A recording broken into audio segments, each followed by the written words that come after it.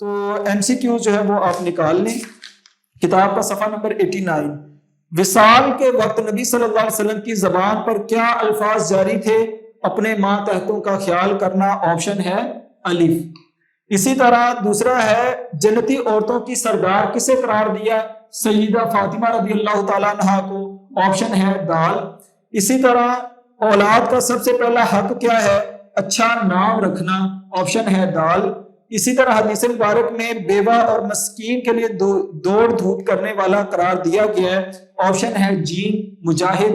اور اسی طرح بیوہ کی عدت مقرر کی گئی ہے 4 ماہ 10 دن، تو آپشن ہے جیم۔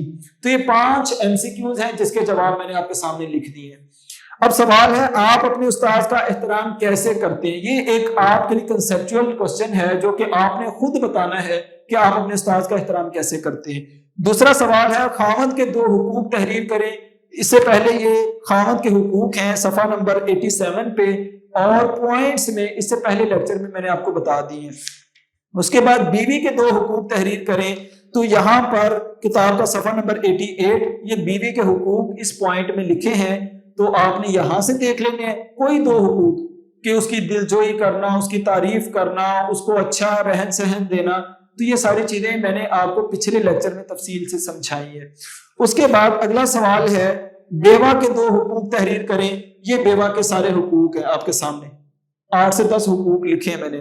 معاون عملہ کے 2 حقوق تحریر کریں، تو یہ معاون عملہ کے حقوق بلیٹس میں لکھے ہیں پیج نمبر 87 پہ، تو آپ نے یہ تحریر کر دینے ہیں۔ اس کے بعد پھر اگلا سوال ہے درجہ ذیل پر تفصیلی نوٹ لکھیں۔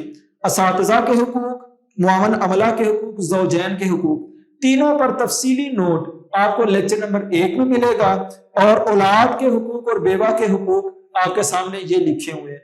تو آپ نے پہلے اس کی تعریف کرنی ہے، پھر اسلام نے کیا ہدایات دی ہیں، قرآن حدیث کی وہ آیات لکھنی ہے جو کہ میں نے آپ کو بتائی ہیں، اس کے بعد ان کے حقوق لکھنے ہیں، تو آپ کا یہ نوٹ مکمل ہو جائے گا۔ تو یقیناً بچوں آپ کو یہ سبق سمجھ آ گیا ہوگا۔ اپنا خیال رکھیں۔ اللہ حافظ۔ السلام علیکم ورحمۃ اللہ وبرکاتہ۔